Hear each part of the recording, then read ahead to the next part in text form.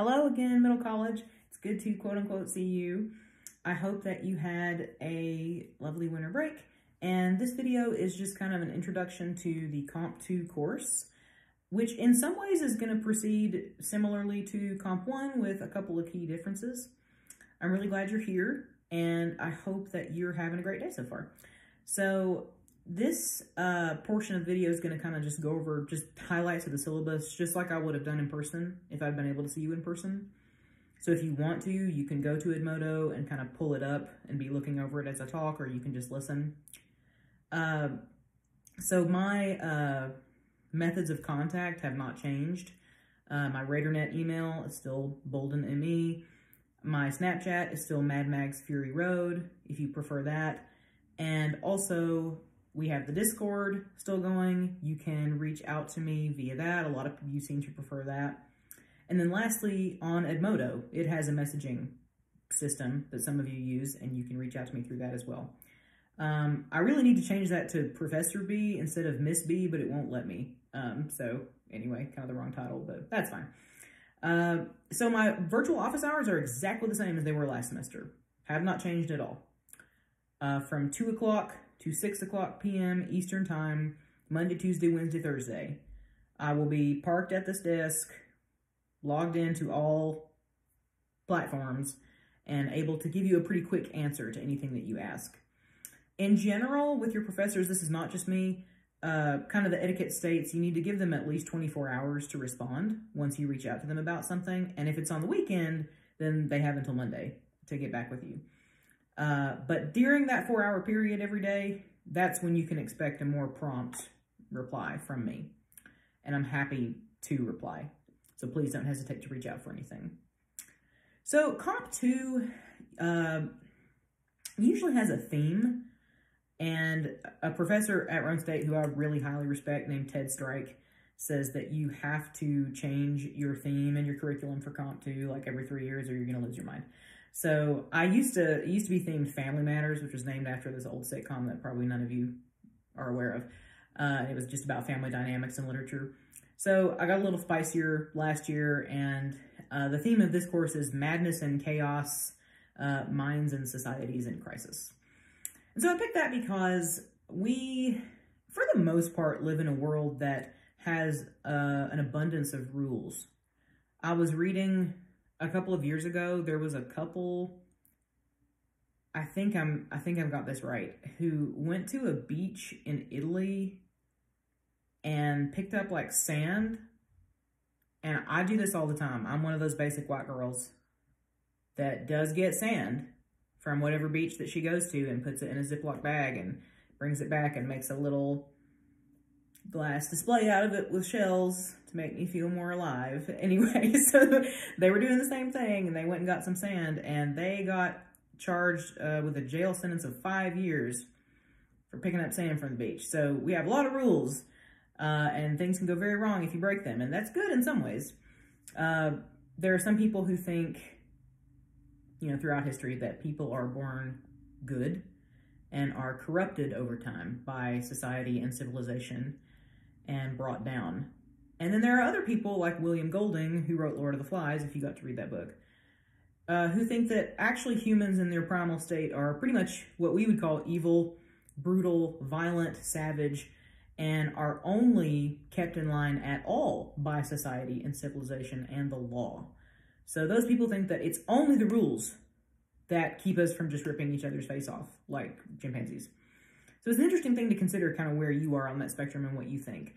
But what interests me in literature is times when those rules that we have start to crumble. Whether it be the rules of a nation, of a town, of a state, or the rules of a person. You know, we each have our own laws for how we run our lives. And when a mind crumbles, what is that like? What comes out of that that's interesting? So there'll be stuff throughout this whole semester that kind of shows that chaos and the interesting things that come out of it. Anyway, that's the theme. So if you want to kind of look at the course objectives, the learning outcomes, you can look at that on your own. Those are the things that the Tennessee Board of Regents wants you to get out of this class, and I do as well. We'll be covering, as you can see there, we're going to do just a basic rehash, very basic, on the elements of literature that you probably covered in middle school or before, as in like the plot mountain, dialect, tense, those sorts of things. We're going to cover short stories, we're going to cover drama, we're going to cover poetry a little bit, not as much as I'd like, but it's just impossible to get to everything. And we're going to cover a novel, and the novel that we are covering, I'll just go ahead and tell you, is Station 11 by Emily St. John Mandel.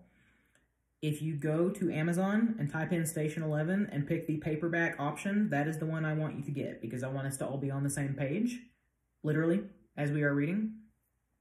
Should be around 12 bucks. That is it. That's the only textbook you're doing for this class. I had sent you emails to warn you about that. I don't want you buying an anthology unnecessarily. There is no anthology for this class, because we like to save that money. We're also going to be kind of touching back on MLA format. We're going to be doing a research paper pretty early on. And then you're going to get a chance to craft your own literature. There's a big honkin' creative writing project towards the end of the term.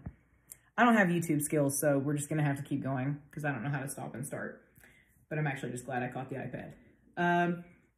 Supplementary materials, just like last time, you're just going to need working internet and something for you to submit your papers on and use Edmodo on. Now, as you remember, you can actually, for the most time, you can use Edmodo on your phone. You can use Discord on your phone. The only problem that we consistently ran into last semester was people not having Microsoft Word or being able to upload papers in Microsoft Word. So let me say it now again for all to hear. You must upload your papers in Microsoft Word. That's it. There's no other option. Turnitin will not accept it and will not check the originality in any other format. And so I hate to say this, but if that means you getting in the car and going to your public library or going to Roane State campus and using one of their computers, that's what it's going to have to be. So just be aware that condition has not changed. Most of you managed to kind of catch on by the end, though. Thank you for that. Looking at the grading procedure, you're going to have 15% class participation. So we're still going to have a few discussion prompts on Edmodo and most of our discussion prompts on the Discord, and that's how you earn those participation points. Most of you, the vast majority of you, were actually really good last semester about checking in on that. And like a lot of you actually earned full participation points. But just be aware, that is a letter grade and a half. So that is a decent chunk. And since we can't be together, that's how I can actually type in your name and see exactly how much you've participated. And so that's how we measure that. Quizzes and assignments is 35%. So every little assignment and every quiz over the course of the term is going to be 2 points. When you turn in your big research paper for the first time, I give you 5 points just for turning that in on time and having your stuff together. But otherwise, all smaller assignments and all quizzes will be 2 points apiece. Quizzes are going to be a new thing. You did not have quizzes for Comp 1. That is just basically to keep you on track with the reading. They're not meant to be punitive. It's not going to be like, write me an essay response on the heteronormative, patriarchal leanings of proto-communist China. Yeah, it's not gonna be like that. It'll just be like, where do they go at the end of the chapter? Just kind of making sure that you are in fact reading. And then basically there's two kind of larger projects that we'll be working on. The creative writing project at the end is 20%. The Shakespeare research project is 30%. So that is your biggest single project of the term. We'll start working on that a couple of weeks into the class. I put it out there at the end of the term. I asked if anybody wanted that changed or wanted to do something different. I threw out another option. Nobody seemed to have an opinion, so we're sticking with Shakespeare. And I'm completely fine with that. I just wanted to give you a choice. The reason that the creative writing project is worth less than the Shakespeare project is because at the end of the term, you will not get a chance to revise that creative writing project. So the Shakespeare essay, as with your last big research essay, you will have the chance to revise that at the end of the term. God forbid if something goes horrifically wrong. A lot of people chose not to revise last time. A lot. And that's completely fine. But you will have that chance with the Shakespeare research essay. With the creative writing project, you will not, and that's why I weighted it a little bit less. So readings, there's a little ditty in there about how there's a lot more reading in this class than there was in Comp 1, so just be prepared to keep up with that. About drafting revision, ground rules for me have really not changed. It's the same set of ground rules that I had for Comp 1. So the fact that I do not accept late work, please note that that is underlined and bolded. Doesn't matter. I don't take it. The class moves quickly. We got to move on with our lives. Safe learning environment. Y'all actually did a really nice job with the debates last time. It was extremely civil. I think, I think it was maybe a little more civil than, although actually, I would prefer, to be honest with you, I would prefer in-class debates any day of the week. The way I used to do them, they had a very particular structure called Four Corners. And I hate that you didn't get a chance to participate in that. But I think the fact that everybody had to really sit and think about what they were going to say did make them a lot calmer. So I want to commend you for that. I have commended you to other teachers as well, and said that you handled all that with remarkable civility. So again, touching on that safe, positive learning environment thing. Heads up in regard to grading, my open and honest communication policy, that if I've ever done anything wrong, done anything offensive, I am not a Snape type of instructor. That's not my MO. I will never try to be cutting or catty. But that if I ever have, please come to me first and give me an opportunity to make it right. Or, because my older middle college students complain to me about this stuff all the time, but with other teachers, if I'm giving you an assignment that you just don't think is fair or you don't think is doable, I may not agree with you. I may not side with you at the end of the day, but we can work with that. I don't ever make individual exceptions for due dates, period. But I will change something for a whole class if people come to me respectfully and they're like, oh, this is not doable, what you're asking us to do. Plagiarism and academic integrity. You may have noticed that you did not get a syllabus contract from me this time, and there's no academic misconduct contract. This is probably more insider baseball than you need to know, but we're being told that basically it might be a little problematic going forward for us to make you sign a contract. But just be aware that by taking the class, you acknowledge the plagiarism policies and all the other policies in the syllabus and in the schedule. So the way that works is, God forbid, I didn't catch anybody last semester, actually. I hope I can keep that vibe going. Thank you for that. But God forbid, if there is plagiarism, if there is cheating, you can either make an F or a 0 on that particular assignment, or just fail the class outright. So just be aware that I can do that. I said this last semester, I always say this. My former boss once said that cheating is like going into an 8-lane highway to pick up a nickel. That the risk far outweighs the reward. And I think he is right. The rest of that is on the syllabus is extremely similar to all the other syllabi that you're going to have, because it's a template that we all have to use. It's not that it's not important. It's just that you can read that on your own, and you maybe already have. In regard to the honors program, if you have decided that you want to get an honors diploma, which is a great idea. First of all, it's enriching, and I think you get a lot more out of the courses. And second of all, it does look good on the resume. If you've just committed to that and you want to get that honors diploma, come talk to me as soon as possible about doing an honors project for this class. I will give somewhat preferential spots to the people who completed one last semester to kind of help them continue on their journey, but it's open to anybody. I put in there that I only do 2 per class. It's really more like this. I can only do 10 per semester. So once those 10 slots are taken, I cannot proctor anymore. But if you think you'd be interested, please reach out.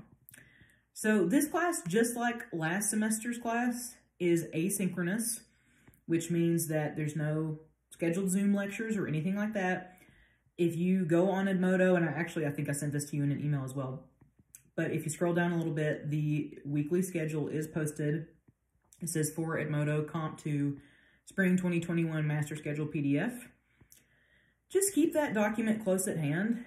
And, everything, I frequently get questions that are answered in the schedule, and basically everything you need to know, like 99% of what you need to know for this class, is in that document. I've made it really thorough.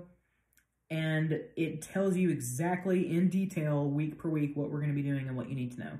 If I have to change anything, I'll either let you know, which I'm about to in a second, or I'll just make a new version and repost it. But Tuesdays are your day, and I'll put the information out there. I'll give you everything you need to know, and anytime from Tuesday to Tuesday, anytime in that week, you can complete your assignment. And whenever there's a quiz, we're not going to have any tests. We're not going to have any big honking tests, but whenever there's a 2-point quiz, it will always be posted on Tuesday. As for the timing of the quizzes, to give you, enough time with your schedule to log in and do it, since my office hours begin at 2, the quizzes will always be posted by 2 p.m., and they will close at 11:59 p.m. So you have that chunk of hours in between basically 2 and midnight to go in and take your quiz. And just remember, no matter what, whenever you start it, it does stop. It will close out at 11:59. I have set it to where it does not publish the answers when you take it. This is just for everybody, just to remove the temptation of somebody calling you and saying, hey, Trisha, can you give me them quiz answers? Can you do me a solid? This way you can't, because I'm not publishing them. But if you ever want to know what they were, I will happily share that the next day. Just reach out to me and let me know. So what's coming up for this week, it's just kind of an intro period this first couple weeks, and we're doing a little bit of poetry. And kind of going with the madness and chaos theme. I think we're going to do William Blake. No, I know, because I've prepared it. We're going to do William Blake this first week, and then Robert Browning next week. So there will be a kind of icebreaker prompt on the Discord. I'll probably go ahead and post it tomorrow on MLK Day, just so I don't forget. In regard to the course theme, participate in that. And then sometime between now and the 26th, what you're going to do is there is a big PowerPoint presentation about William Blake. It's posted to Edmodo, and it should be pinned to the top of the class page right now. You're going to go through that, just look through it. There's no audio component. There's no video. It's just a PowerPoint. And he is a romantic poet. He was the first of the romantic poets, not really connected to the rest of them. He was in his own little universe, as you're going to discover. But there's 2 poems in particular that I want you to read and kind of focus on. One is called The Poison Tree, and the other is called Tiger, Tiger. And then on Edmodo, I have asked some questions. Think about 4 questions. Just to make things simpler, it says on the schedule I want you to answer it on the Discord. You're not going to do that. You're going to answer it on Edmodo in the comments below the post. Pick 2 of those questions to respond to. It can be any two of those 4 questions, but just pick 2 of them and respond in the comments. This is very informal, not like a full-on essay, but just give me your thoughts after reading over the Blake poems. And there's no quiz or anything yet. All you need to do is just respond to the discussion prompts on Edmodo, and then the little one on the Discord. So that is your first set of assignments for this week. If you have any questions at all, you know where to find me. Reach out to me through whatever medium works best for you, and I am happy to help. One of my favorite movies is The Blues Brothers, so it's good to be getting the band back together. And I know this is not the educational experience that probably any of us imagined for this year, but thank you for being such troopers. I really appreciate it. So I hope that you're having a smooth start to your term and that you are all safe and everything's going well for you. So if you need anything, just let me know. Have a good one. Bye.